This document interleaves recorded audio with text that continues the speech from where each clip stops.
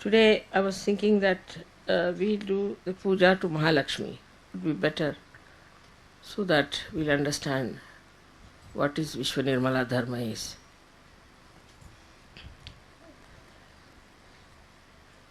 As you know, the Mahálakšmí principle lies within all of you in the center. And once you are fed up with the falsehood and also with the hypocrisy of people, you start seeking the truth within. That's how a new category of people are born, who are called as seekers, sadhakas. They are very different from others. They don't care for any material gain or any power, position. They want to seek the truth. And this category is the one you are. And that's why you have come to Sahaja. This comes from your past lives also. For many people, I think it's their past life which has brought this seeking in them. Also the affluence through which you have gone, you got fed up with it and you are seeking the truth. Also there are people like in India where the tradition is to seek the truth from very childhood. You are told that money is not everything, power is not everything, it's all falsehood. You must seek the truth. So you are ingrained with it. These are called as good conditioning, susamskara. Now, if it is the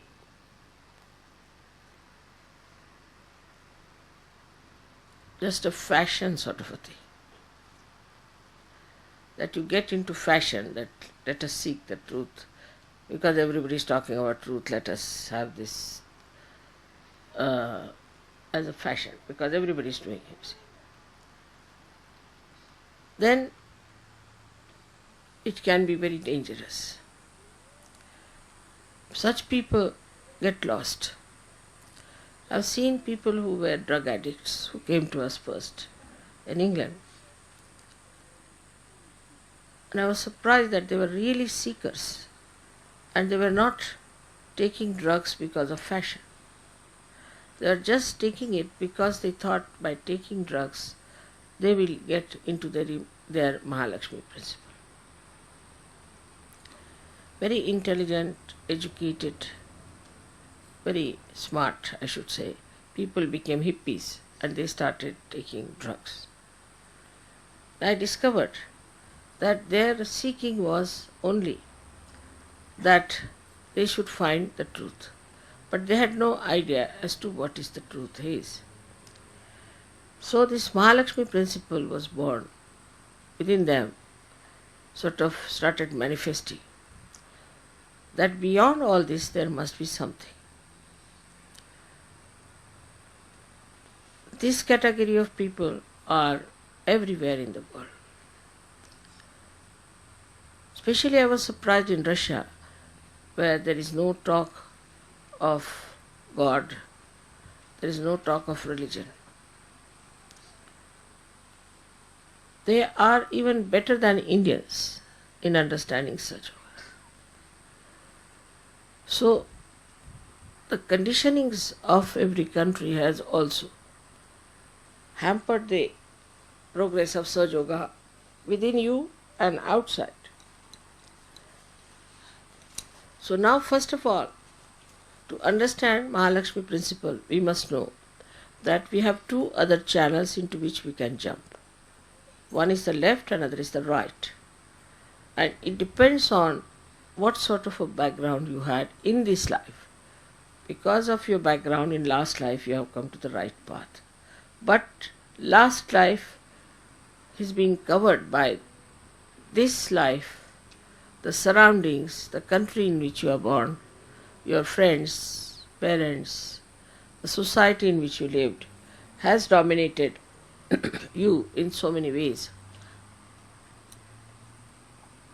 that the Mahálakšmí principle doesn't express itself in that full power.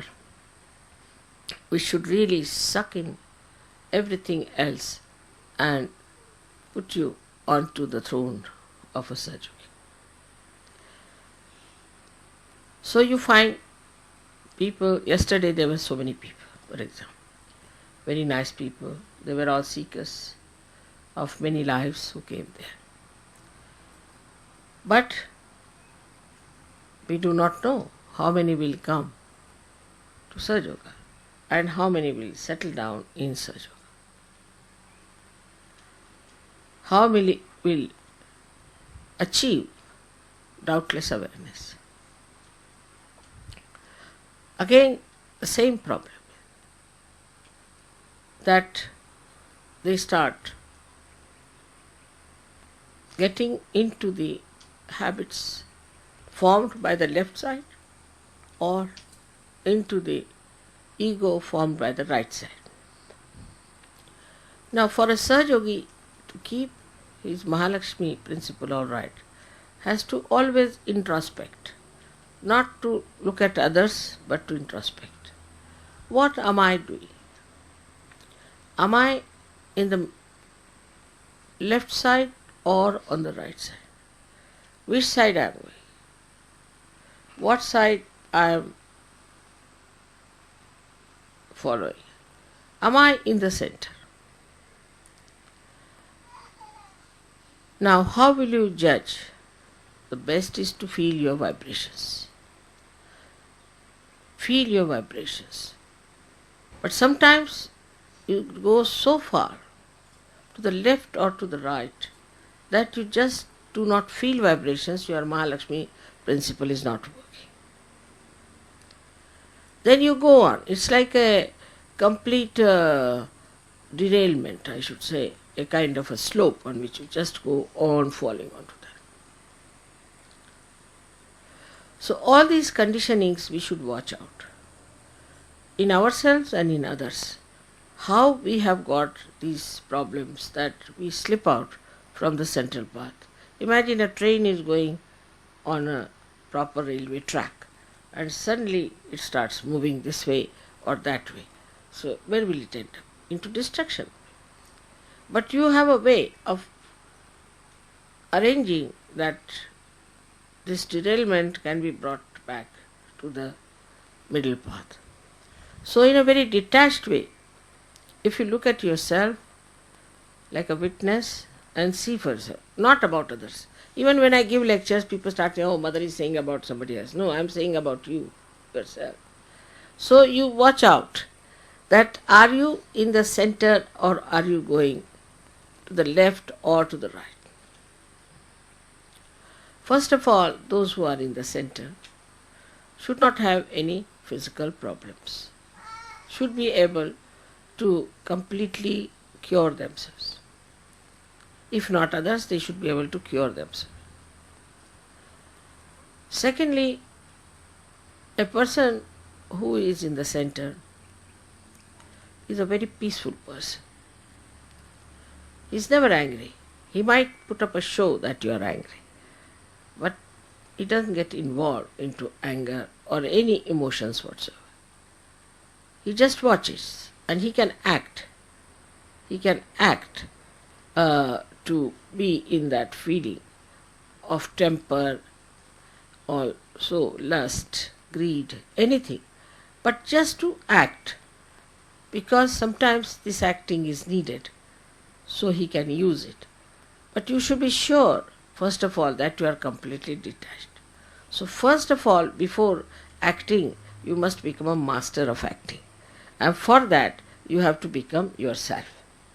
If you become yourself, then you are a master and you can see where are you going. Now, the difference between a Sahaja and a Sajogi who is like this, as you say, is this, that he is capable of going to the left or to the right. They are not solidly Sajogis. They go on like this and there is no progress. Imagine any aeroplane which is wobbling like that will be on the ground only. Nobody will be able to put it up. In the air, because God knows when will it fall down. So for any machinery, we have to fix it up properly first before we start working it out. So to fix up our Mahálakšmí principle, you have to see that your physical being is alright, is normal, no problem. I am not meaning the modern ways of looking at health, but that you should feel healthy and happy. You should feel that there is no problem with your physical being. But if you are a complaining type, I am here paining, I am paining there, then there is something wrong with you. This is the first criteria, that you are in the center. Then your attention should be more towards nature, how the nature is, how it is blossoming, how it is working out. It should be towards the sky, stars and things, just to enjoy all the creation that is around, just to enjoy it. That's an enjoyment which is really so surprisingly deep. When you see something beautiful scene or something, you go to a very beautiful place, then a kind of a joy that pours in you from your sahasrara, that also you must experience. Also you must experience your thoughtless awareness. That is, when you look at something beautiful, you should suddenly become thoughtless. Just start seeing it. The whole joy will start pouring on you.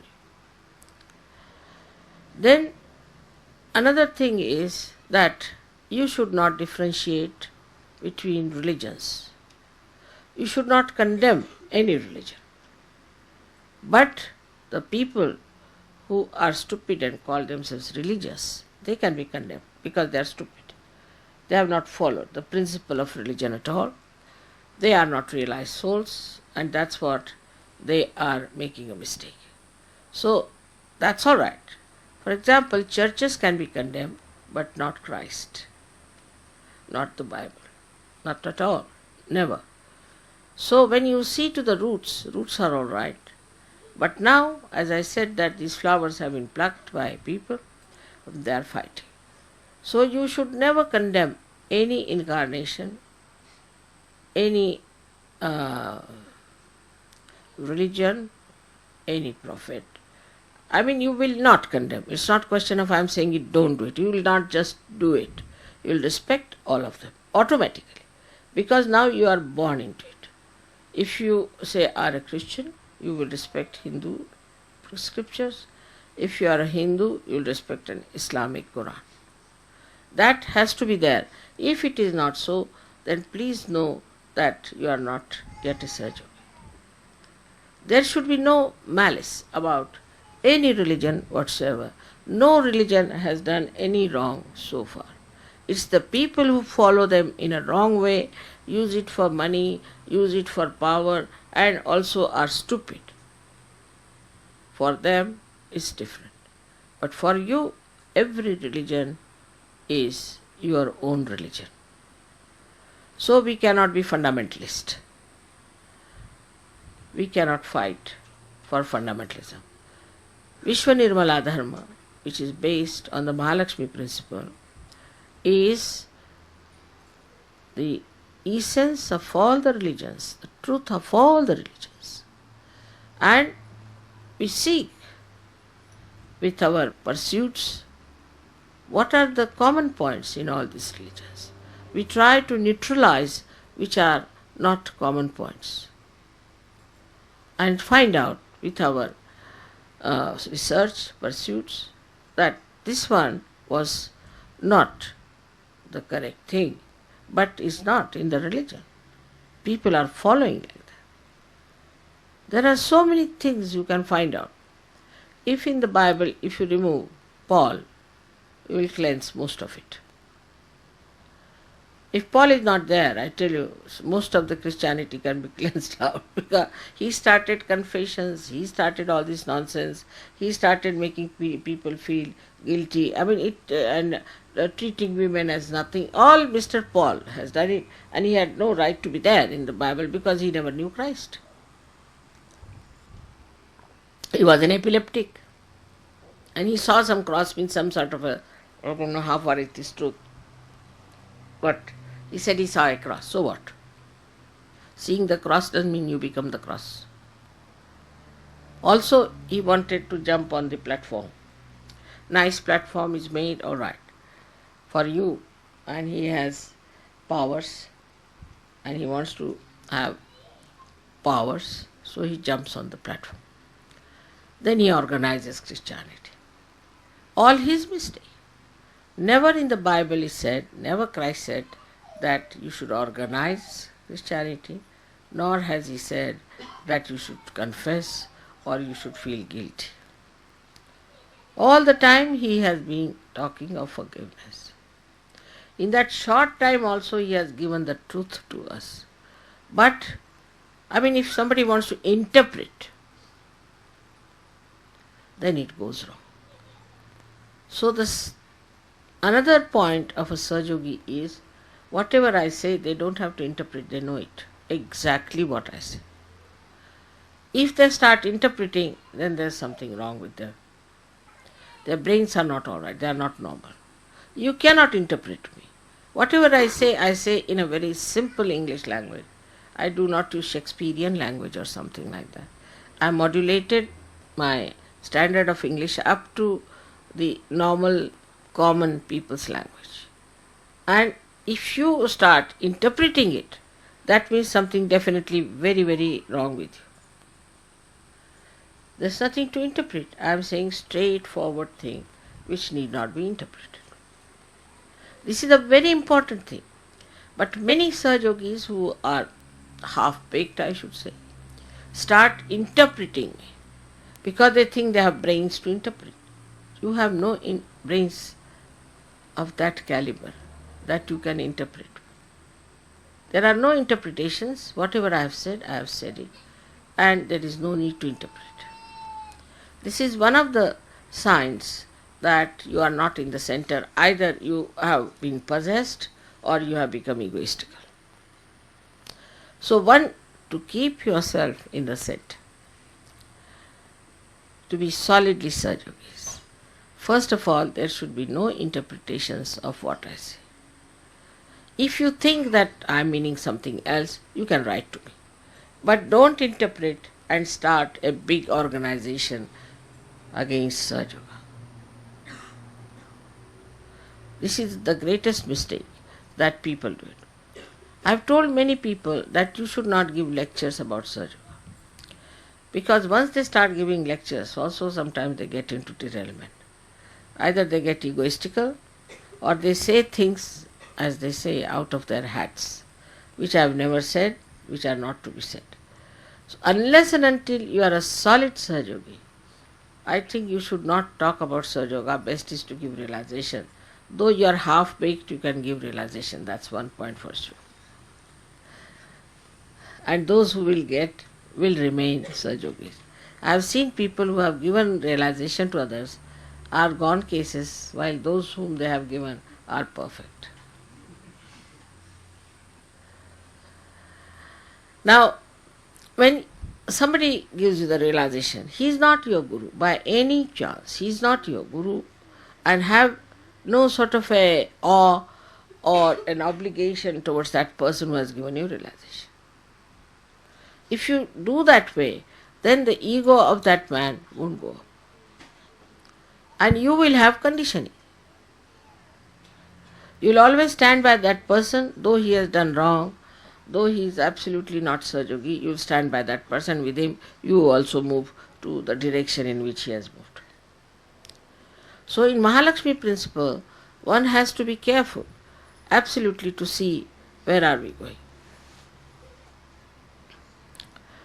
Now the group system starts also with the same. There's a big fraternity of bhoots, I must tell you. If you go to the left, all the leftists will join you. If you go to the right, all the rightists will join you. Then they'll fight among themselves and get out of it. Now for Sahajogis, who believe in fighting back, in grouping back, they should know they have derailed. Maybe they were very intelligent. They thought they could do that, maybe. But non-intelligence, none of them are above the divine intelligence. But when you start moving out of Mahaalakshmi thing, you become like a common person, even worse than a common person, I would say. So then you are grabbed by the negative forces which are around us. Just like all others are grabbed, you are also grabbed. There are conditionings which also we should see, do we have. Say a Western person must see Western conditionings very clearly. What are these conditionings? Because we are seekers of truth. We do not belong to any country. We belong to the universe, Vishwa Nirmaladhar. We do not belong to Australia. We do not belong to Brisbane. You see, this belonging becomes so small and so mean that ultimately it will become we belong to this street, and then we belong to this room, and we belong to this bathroom. Start going down so much. While it is Vishwa Nirmaladhar, means it is a universal religion. We belong to the universe. We are part and parcel of the universe, not only belonging to one place or one location. We cannot. Now we have gone into eternal life. We have gone to something that is unlimited. So we belong to this universe. Once you realize that you belong to this universe, you should also know what conditionings are still sticking on to us from this country, from this culture, from this place, from this household, from this family. Like a little lotus that comes out of the mud, slowly it throws away all the mud that is sticking onto it. Ultimately it comes out as a very clean flower. From the mud it gets to the water, cleanses itself, and comes out as a beautiful flower, absolutely fragrant. And then it spreads its fragrance all round so that that mud also gets fragrance. That's your job. That's what you have to be. Because you are not seeker of truth for yourself, but for the whole world, because you belong to Vishwa Nirmala Dharma. This Mahaalakshmi principle is not for you alone, but it is for the whole world. And you have to give it to the whole world. So now we are here forming a new kind of a race, a new kind of a society, which is enlightened, which is standing on the truth and love. Of course, you must understand that there should be compassion. Look at that child. My God. That's another condition of the children here. They must do something to get hurt. It's very common. All the time they do things that will hurt them. They cannot sit quiet. It's very surprising. In India, you find children will sit quiet for 3 hours, 4 hours, as long as the pujas are. Now here the children are, I don't know, but I'm going to find out a solution for this. They just cannot keep quiet. And now in America, they are suffering from overactivity. It is a disease. It's a disease now. They don't know what to do with the overactive children. They are overactive. But I think I'll be able to find out some solution for that. But as far as you are concerned, you are your own solution. You can watch yourself.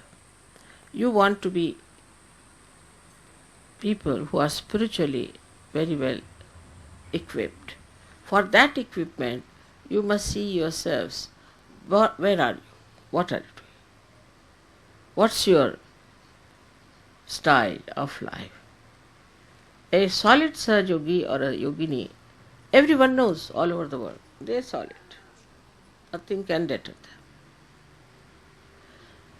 And you can also know about yourself. It's not that you cannot know. All of you can know yourself very well because now you are quite sensitive and you have your own centers enlightened by Mahálakšmí principle. The Kundalini has definitely enlightened your Mahálakšmí principle. So you can always make out what my chakras are, how are they catching, where are they catching. Instead of avoiding that, you just work it out. What's the problem? Where is the problem? Once you work it out, then you'll be surprised that as soon as your desire goes inward, the Kundalini itself will gush through and she will cleanse your chakras. As I was telling you, we do not know our powers. Only one thing you have to do is to desire. You have to desire that let my vibrations be alright, let my chakras be cleared out, let me be in the center, in the balance. Just you have to desire. But it's such a simple thing to desire. But that also we cannot do. Our desires are something else, not what we have to be. Just you have to desire that let me be a clean Sahaj Yogi. Let me be a solid Sahaj Yogi. There are mediocres who can never be. I am not talking about them. But so many can be very high up, can be very high up in Sahaj Yoga. But their desires are not yet being fully manifested. That is a damping effect of so many things I have told you.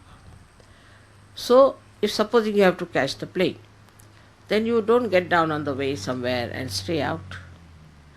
In the same way, when your Kundalini has to rise, you can see everything that's happening, but keep yourself aloof because you have to reach your point, and that is through this Mahálakšmí principle. It's a principle that is so detached. It is the nourishing principle within us, which nourishes our centers, which nourishes our characters, which nourishes our religion. That is Vishwa Nirmala Dharma. It nourishes everything. It nourishes our brain, our intellect, everything it nourishes. This Mahálakšmí principle, above all, it is the balancing. It balances you. If you are overdoing something, then it gives you a kind of a push. If you are not doing anything, again, it works in such a manner that it balances you. So, this is the guiding factor for you, this Mahálakšmí principle, which works out. Everything you can say that is balancing, the equilibrium, and the wisdom. As the light of Mahálakšmí principle starts, the wisdom dawns upon you. But the greatest of all is the love. Love for God, love for truth. And you thrive on that love. Just you are there. I asked him, why so many are here? They said, for the puja. Why? It's a sign that you are great Sahaj Yogis, that you are here because of puja, that you understand the value of puja and that you need the puja, that you enjoy because it is nourishing to you, is a very good thing because that shows that you are very much there. You are very much understanding the importance of right things and you want to do it at any cost. All these desires are significant because they show that you are in the Mahálakšmí principle and you want to keep on that one. I would say there's a simple one that you can do is just to be on my Kundalini. If you can, just try to be in my Kundalini, on my Kundalini. Just put attention. You can, all of you can. Any problem, just put your attention onto my Kundalini and you will be alright. You will just become thoughtless. because there is no thought. This is the best way to do it, is to just solve all problems by putting attention on my Kundalini, and by that your ego will definitely dissolve, because then you will know that Mother is doing everything, I am doing nothing, so why should I be proud of it. Also the conditionings will dissolve, because my Kundalini is absolutely pure. It's not attached to anyone. It's not even attached to Sahaja Yoga. It's not attached to anyone. The job it has got to do is to nourish everything. If it can nourish, well and good. If it does not nourish, well and good. It depends on what do you want. You want to be nourished, all right, so the Kundalini is there, the Mahálakšmí principle is there, it will nourish you. But if you don't want, nobody is going to force you in any way. Nobody is going to jump on you or form some sort of a formidable operation. Nothing of the kind. It's just like a river Ganges, you can see, which is flowing. Now, if you want, you can fill up your pitchers. If you don't want, she's not going to enter into your pitchers. She's not going to come in your house and get into your pitchers. So there has to be a desire to get it, and that is what is called is bhakti. Bhakti is the desire, the devotion to get